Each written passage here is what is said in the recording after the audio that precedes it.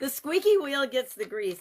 Sharon Horne-Ellstrom here, playing with my daughter's little people toys, or not my daughter's, my granddaughter's little people toys again. The squeaky wheel gets the grease is our idiom today. And it's been around since 1870 when Josh Billings used it in his poem, The Kicker.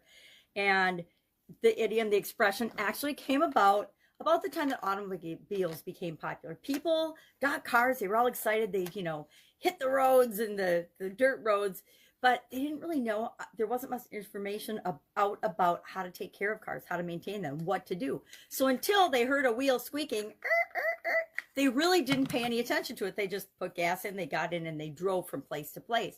Well, once a wheel started to squeak or something, then they knew they needed to pay attention to that wheel, and it got their attention.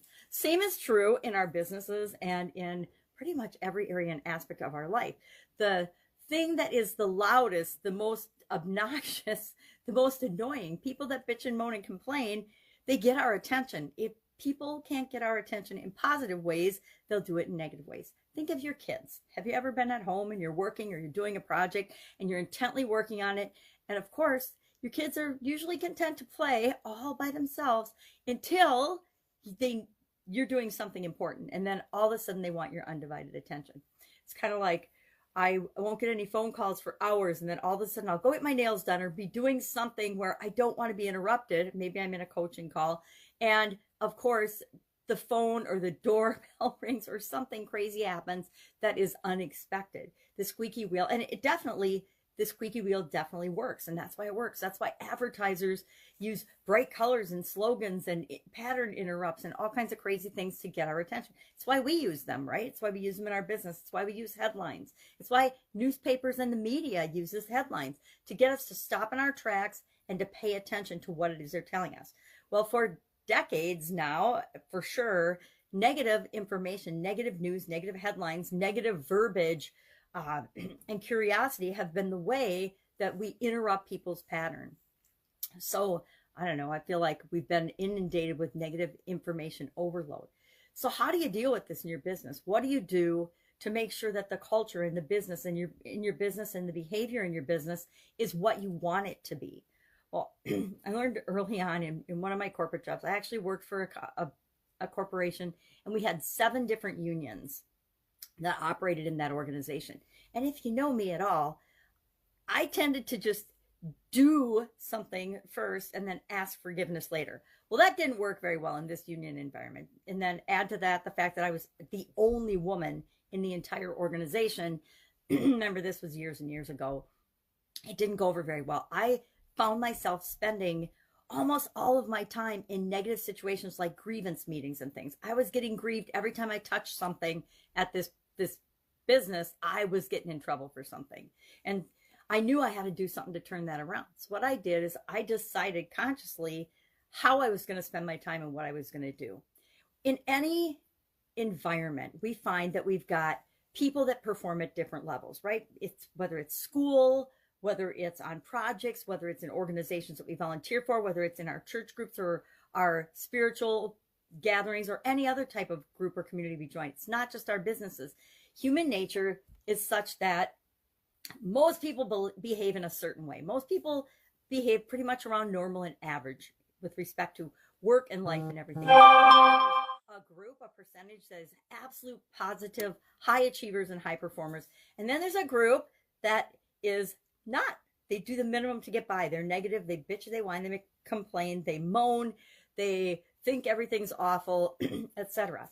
And in that environment, I found I was spending like 80 or 90% of my time on the negative things, the negative situations, the people that were performing the worst.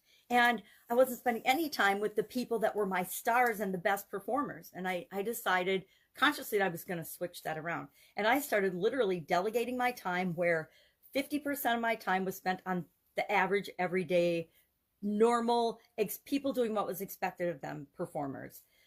40% of my day was spent with on my superstars, encouraging them to do more, helping them, facilitating what it was they needed to create even more value for the business. And only 10% of my time was spent on the people that were performing in a way that was less than expected and less than appropriate for the situation, or being negative, whining and complaining, or being late, or having performance issues. Drinking on the job was a big one there, which was horrible. But that's how I delegated my time. And before I knew it, I actually loved working there because I was spending time with people that wanted to contribute. I was spending time with people that were doing their job and doing a good job. And I wasn't spending much time and energy, mostly it was the energy, on people that were underperforming or negative. Now, did they start to behave better because they knew that was the only way they were going to get attention? Yes, it was almost like magic. So that was just a little trick that I learned early on in my corporate career that helped me throughout every business and every aspect of my life that I've been involved in. I did the same thing with my kids. Hey, you get rewarded for doing what's expected. You do your homework, that's expected. You do extra credit, then you get help and more attention and more whatever rewards because you're doing more than just the minimum to get by. And they were misbehaving or not behaving, guess what? They didn't get my attention. They usually got some form of task that was appropriate for the punishment to fit the crime. So I always believed in that, both in my work life and at home. The punishment or the results and the consequences fit whatever it is that you've done. And so sometimes it meant more chores. Sometimes it meant staying home on a weekend night, whatever it was back then. I don't even remember. Kids are grown up now, and so it's hard to remember what I tortured them with when they were children. All right, so I would love to know your experience with this particular idiom or expression, the squeaky wheel gets the grease. Have you noticed in your life or in your business that you're spending a ton of time on problems? Well, okay, in 2020, we all spent a lot of time changing and adjusting and pivoting to what worked for our businesses, because the squeaky wheel was outside of our organization, right? The squeaky wheel has been COVID-19 and all the other craziness that went on in 2020 and is continuing in 2021. So that's it. Share in the comments below your experience with the squeaky wheel gets the grease and how you deal with it, how you combat that tendency for things to go to the negative and people to do negative things to get attention if they're not getting attention through positive means. And I do think there's a little bit of human nature to that. We all want to be seen. We all want to be heard. We all want attention. So make sure that your reward programs and what you do in your organization to see and acknowledge and reward people is matching and in alignment with what you want to create for your organization as well. All right, have an awesome day. I'll be with you tomorrow.